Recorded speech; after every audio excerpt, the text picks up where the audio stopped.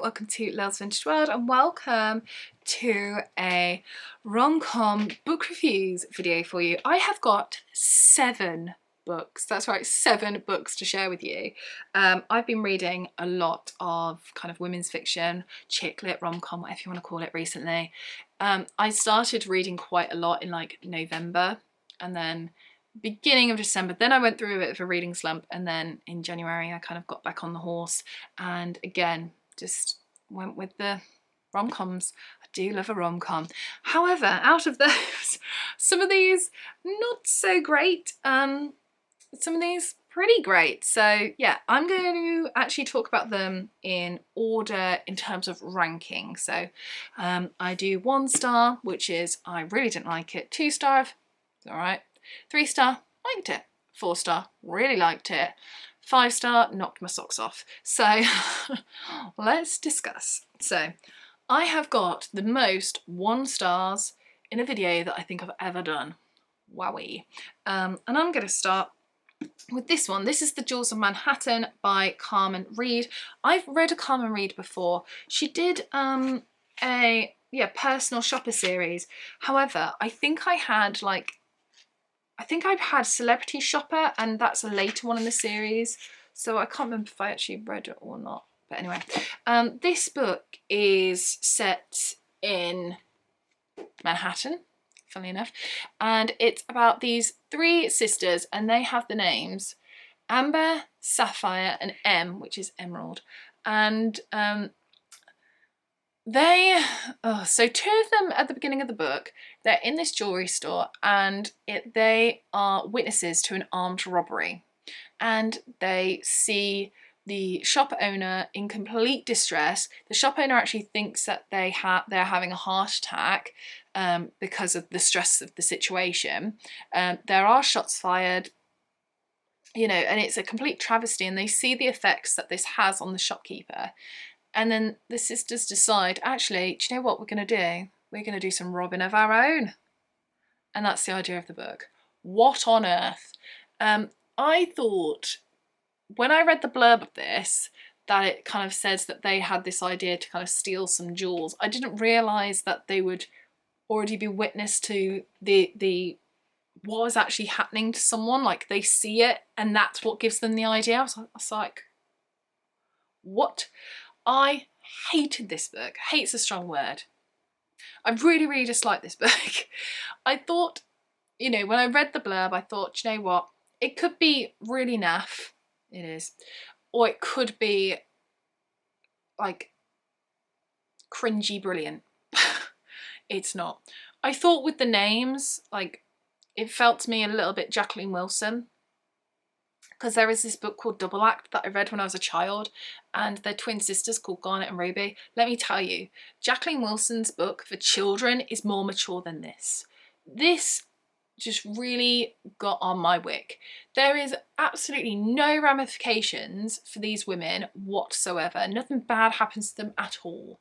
And they're just like, oh yeah, I can do what I want. What a stupid idea. They've literally been the witnesses to an armed robbery. They've seen the ramifications of it. They've seen the effects that it's had on the shopkeeper, and they've gone, we're going to go robbing now. Oh, what absolute morons. I think this idea was stupid. I think it's an awful book. And then I finished it, and then at the back, when they did the acknowledgement thingy, it turns out that in primary 2, the daughters of the author wrote a script. This is the script. The idea has come from their daughters in primary year 2. Wonderful. It is terrible, absolutely terrible. Oh, so annoying, because I was hoping, if I like this, I'm going to go and get the Shopper series. I mean, I might still get the Shopper series. Is the Shopper series worth reading? Let me know, but don't read this. Atrocious. Goodbye. Right, also, really detested this book. I'll Take Manhattan. Oh, this has also got Manhattan in the title. This is by Judith Kratz. I have been told to read Judith Kratz, but I've also been told they're a bit hit and miss. This, don't touch it with a barge pole. This, I really like the idea of. It's about a woman called Maxie whose father has like this big umbrella of magazines, and one of them is called Something and Bows, isn't it? What's it called? B&B, Buttons and Bows, there we go. And it's a magazine, and she ends up taking it on, blah, blah, blah. I detested this book because I don't get how this is written by a woman. I really don't. The women that are really written are written either really like over-sexualized, or they're written as being really dowdy and ugly, and the ugly ones end up dying first. The men are all written like, oh, I'm a big boss man, I've got lots of money, and oh yeah, everyone wants to be with me, blah, blah, blah. And they're just absolute pigs, and it is just vile. Absolute vile. I don't get how this is written by a woman. Is Judith Kratz a real person? Is this a real woman that's writing this? This is absolutely terrible. Don't touch with barge pole. Disgusting. And then this one. This is The Dress by Kate Kerrigan. I thought I was going to love this book. I've heard of so many wonderful reviews. I was like, yay, I'm going to love this. This is a book that is a bit like Kate Morton.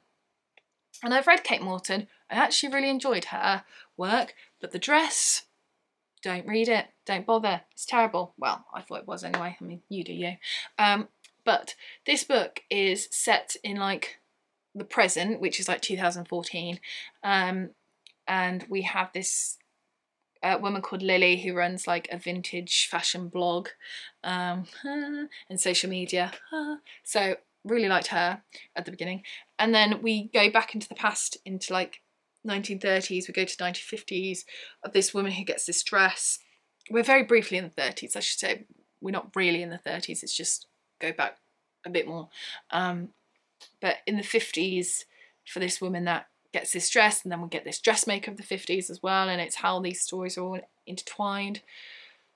I liked the first 2 chapters, so the prologue or the preface or whatever it was. What was it? The prologue. Prologue, Ireland, 1935. Really enjoyed that, and I also really enjoyed chapter 1, London, 2014.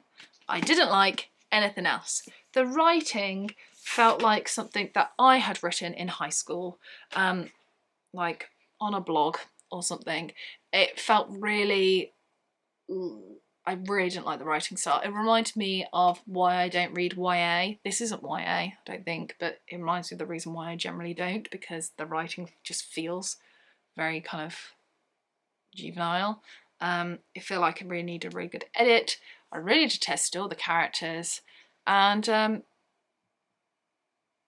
yeah, I just hate the writing.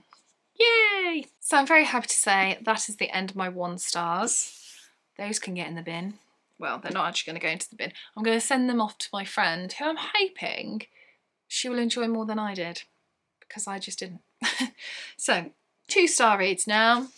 The Switch by Beth O'Leary. I was gutted that I didn't like this. So, Beth O'Leary wrote The Flat Share. Love The Flat Share, really good. Beth O'Leary also wrote No Show. And No Show I gave 2 stars, and I was hoping perhaps it's just a fluke because I love The Flat Share. Let's read something else. Let's read The Switch. I've heard such great things. So this is about a grandmother and granddaughter. So we have Lena, who's the granddaughter, who's told to take a sabbatical from work. So she decides to swap places with her grandmother. So Lena lives in London and goes to the countryside, and the grandmother swoops, and they swap kind of lives and stuff. And I like the premise of that. I thought it was going to be good. And I got really bored. I just found it really boring. I didn't find it gripping. It just felt pointless. It just felt like a slog. It felt like this probably could have been a novella rather than an actual novel, and I'm gutted. It just didn't do anything for me, which sucks because I love The Flat Share so much. Maybe I should just reread The Flat Share.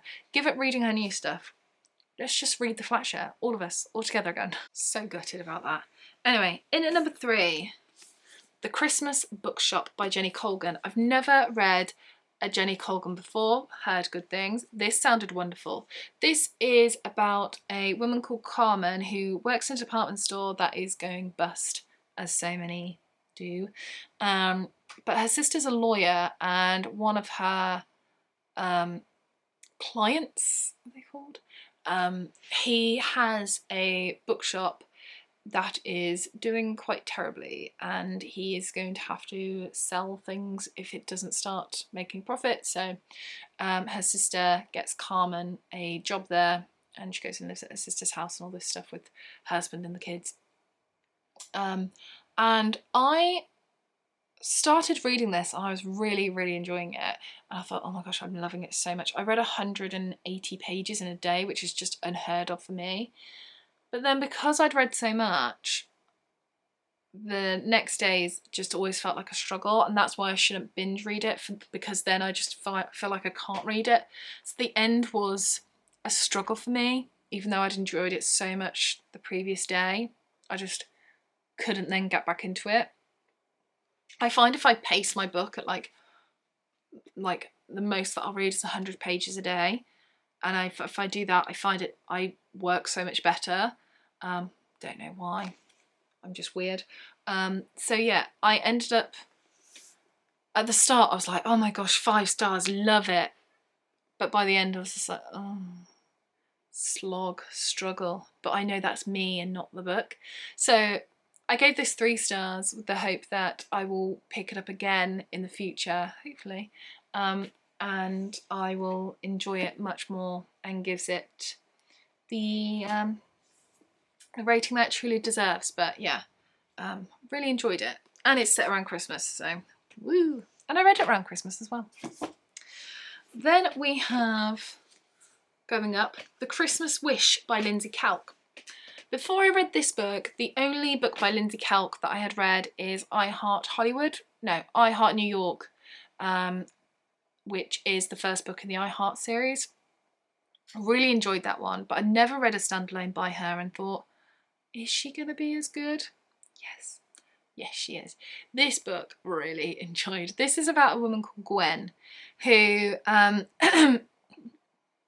she, on Christmas Eve, is picked up by her cousin that is kind of brought up as her brother, and off they go back home, and they have a Christmas day from a horror film. It's not a good Christmas at all, and she goes to sleep. She's like, oh, it's going to be Boxing Day, it's going to be fine. And she wakes up and it's Christmas again, and she keeps essentially having Christmas Day all over and over and over again until she works out why. And she's like, it's the money that's in the Christmas pudding and all this stuff, the wish that you make, you know, if you get the sixpence.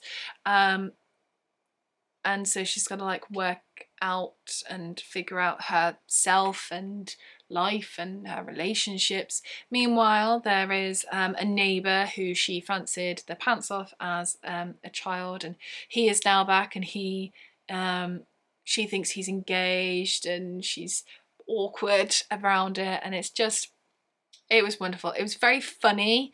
I think Lindsay Kelk has a really good way of writing humour that I just really, really enjoy, and it was just a rom-com that it's well worth the read, and yeah, I'm looking forward to picking this up again in the future.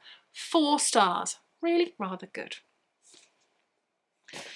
And then last but not least, almost a 5-star, but not quite. I give this 4.5. This is Sophie Kinsella, Christmas Shopaholic. If you know me, you know the Shopaholic series has a very special place in my heart. The first ones, not the later ones, they're not as good. But I love Christmas. Christmas is like one of my favourite times of the year. I'm all over it, like a rash. And so the idea of a series of books that I absolutely love and Christmas together, yes please. So I was going into this hoping I was going to love it, and I did. So this is situated where Becky, Brandon, her husband Luke, and their daughter are no longer in America. They are back in England. Luke is still doing his big boss man thing. They live near family, Becky's family, and Becky is working in her friend's gift shop and all is going pretty good for them, to be honest. Their daughter has settled in really nicely at school. And essentially what happens is people just end up kind of inviting themselves for Christmas.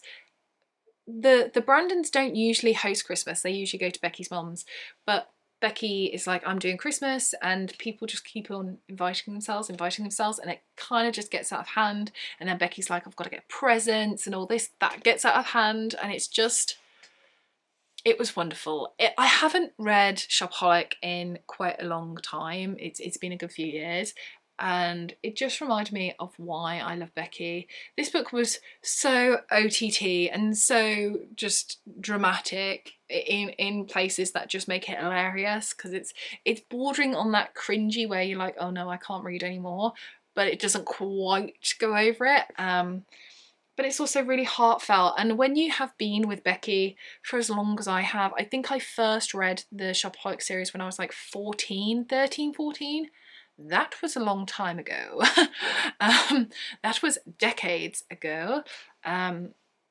So yeah, when she's been part of my life for that long, you feel this connection, and yeah, this is just wonderful. As I said, 4.5 out of 5 stars. Really, really, really wonderful, and just a perfect way to end the Shopaholic series. So there we have it. Those are my recent rom-com reads. Let me know in the comments what you thought of the books that I have just spoken about. Are there any recent rom-coms that you think I will really enjoy? Please let me know. Anyway, thank you so much for watching this video. Take care, and I shall see you soon for the next one. Bye for now.